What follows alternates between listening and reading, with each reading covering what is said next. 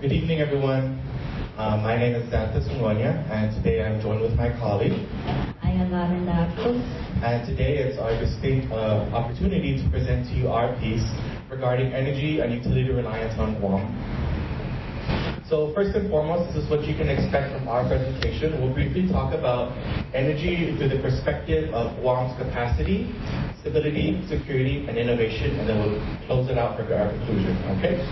So on the screen you can see is our quad chart, and we shaped our presentation focusing on the issue of Guam's energy infrastructure as unable to advance Guam's industries. Simply put, that Guam is very vulnerable to disruptions and external influences. Now, a little background of information on Guam is that Guam, through its nature as an island, is isolated from the rest of the world.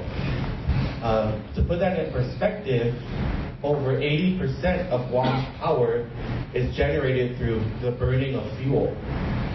So, for example, external prices inflate elsewhere in the world, that will greatly impact the availability and reliability of Guam's power. Furthermore, Guam's power is primarily provided through the sole provider of the Guam Power Authority.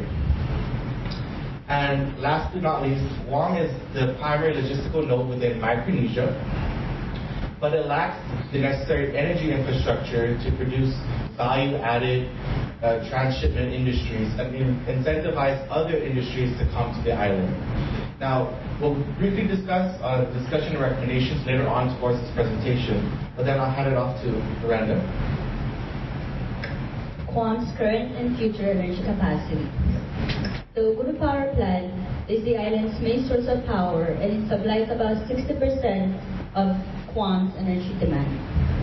Guam is also expanding its renewable energy, with some of its power coming from sources like the Manglona Solar Farm and rooftop solar systems. To improve reliability, Guam uses a battery energy storage system as a spinning reserve to support the grid during sudden changes in demand.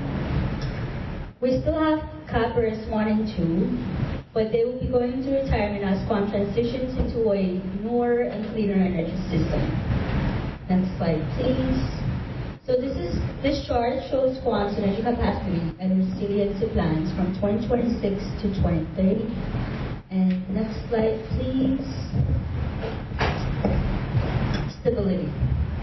Guam's power system remains unstable because of aging infrastructure, growing demand, and disasters like typhoons and earthquakes. Since Guam has no external backup grid, outages can have major impacts, especially since Cappers 1 and 2 will be retiring.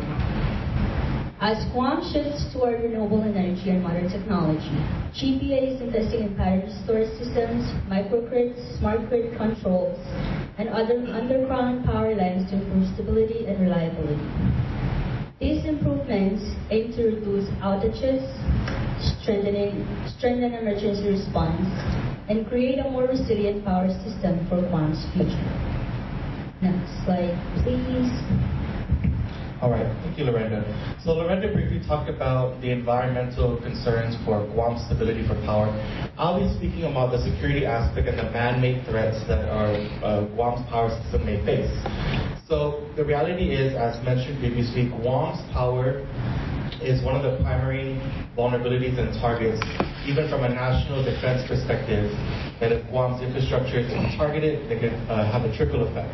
As such, the Guam Power Authority sought to, had the initiative to develop its security plans to include both physical and cybersecurity. Now briefly, the physical security aspect for GPA revolves around the primary is detection and surveillance, whether that be through its video cameras, access control points, and security guards. They primarily use this through developing its SOPs, most notably its terrorist and incident response plans. Now the one I wanted to focus mostly for today's presentation is the cybersecurity piece. So in 2015, the Guam Power Authority presented its cybersecurity plan that was approved by the federal government. It's the Department of Energy. And in it, they mentioned two notable aspects to Guam's cybersecurity piece. First and foremost is its fiber optics. that Guam Power Authority is able to not only tap into third-party providers, but it has its own internal means of communication. That if there's any threats to the third-party providers it uses for communication, it's still able to communicate between its labor force and the various grids across the island for continual and stable power. The next notable piece from that plan revolves around training and exercise. Primarily the cyber strike exercise that it does in conjunction with its military counterparts within NAFAC. And this helps to synchronize its efforts both locally and from a national defense standpoint.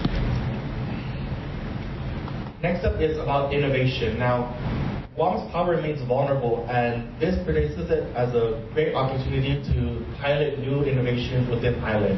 And these are some examples of what's being done elsewhere in the world. New renewable technology for energy, whether that be through sea, solar, or wave generation, as well as new means of fuel production, such as waste to energy and hydrogen production. In addition, we see new developments in implementation for AI within power systems.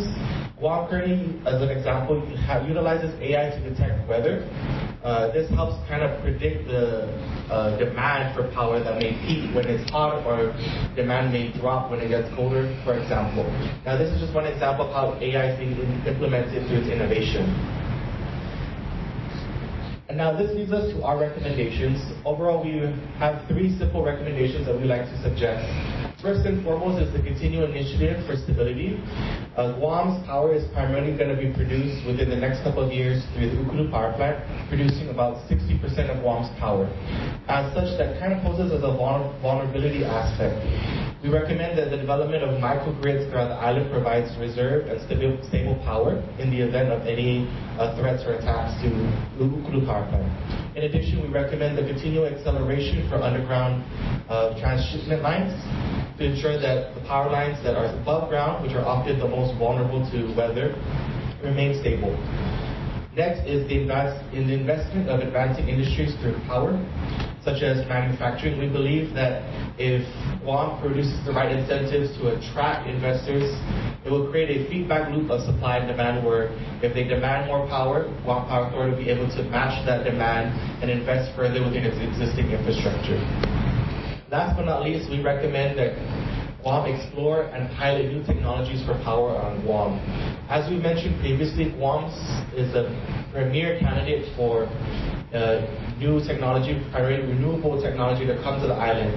That Guam is isolated, vulnerable, and it's welcoming new industries to the island. So if it was able to attract new technology within renewable energy to the island, it would be a great testing ground and to pilot these technologies.